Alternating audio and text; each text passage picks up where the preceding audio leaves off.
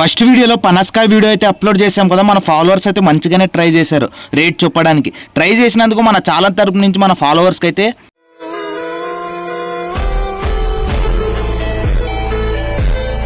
మరి దాని రేట్ వచ్చేసరికి 100 రూపీస్ మాత్రమే. మరి ఈ రేట్ విన్నాక మీ ఫీలింగ్ ఇలా ఉంటుందని నాకు తెలుసు.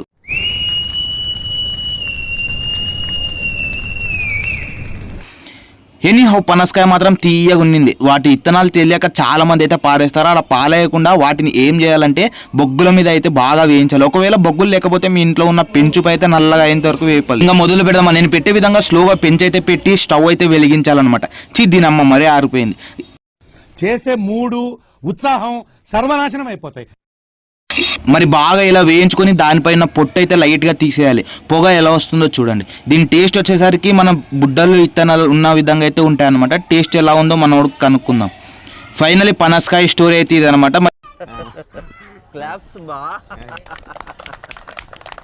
ఇంకెందుకు లేటు, ఫాలో కొట్టు మావా.